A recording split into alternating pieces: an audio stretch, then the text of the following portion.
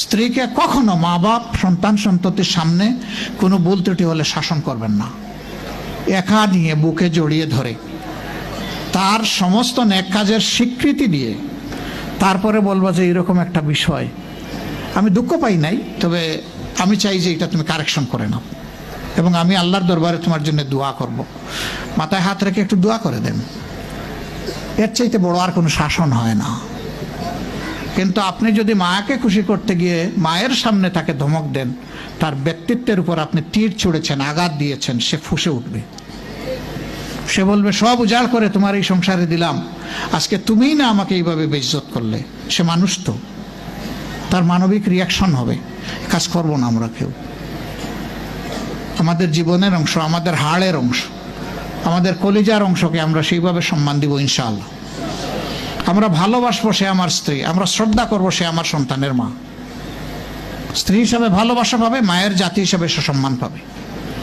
এই দুইটা ব্যালেন্স করে যদি আমরা চলি, গড় হবে জান্নাতের টুকরা ইনশাআল্লাহ। সন্তানরা এখান থেকে শিখবে, তারাও ভবিষ্যৎ জিন্দগিতে এইভাবেই গড়ে উঠবে। ধারা পরম্পরায়, বংশ পরম্পরায় এটা হবে আপনার জন্য সাদাকাতুল জারিয়া, আমলে জারিয়া। আমরা ইনশাল্লাহ খেয়াল রাখবো। এখন থেকে আর কোনো ভাইয়ের ব্যাপারে, কোনো বোনের কাছ থেকে কষ্টের কথা ইনশাল্লাহ অ্যাটলিস্ট কোনো রুকনের ব্যাপারে আমরা শুনতে চাই না। কারণ আপনি শপথ নেওয়া মানুষ, আপনি নাফসানিয়াতকে জবাই করেছেন। আপনাকে আল্লাহওয়ালা হতেই হবে, এর বাইরে যাওয়ার কোনো সুযোগ নেই আপনার। আমার ভাই ও বোনেরা, এই ছোট্ট ছোট্ট কথা বলবেন যে কত রাজনৈতিক বক্তব্য, দিক নির্দেশনা পাবো এখানে আশা করে আসছিলাম, এগুলা কি? আমি সাহেব এই খুচরা খুচরা কথা এগুলা কেন বলছেন আমাদের? আমি এই খুচরা কথাগুলাকে আপনাদের জন্য যতটা জরুরি মনে করি, আমার নিজের নেক আমলের জন্য তার চেয়ে বেশি জরুরি মনে করি।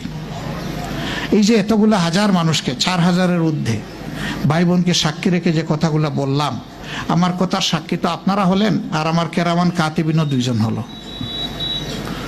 আমি নিজে যদি এই কথাগুলোর উপরে আমল না করতে পারি, তাহলে আমার এই বক্তব্য হাসরের দিন আমাকে কুপাবে।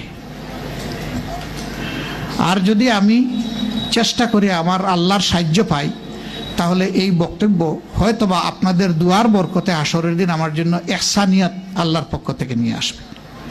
আমার জন্য দোয়া করবেন, আমি যেন এই বক্তব্যের উপরে আমল করতে পারি। আল্লাহ যেন আমাকে তৌফিক দান করেন। আর আপনাদের জন্য প্রাণ ভরে দোয়া করি, আপনাদেরকেও যেন আল্লাহ তৌফিক দেন, আপনারা যেন সেই আমল করতে পারেন।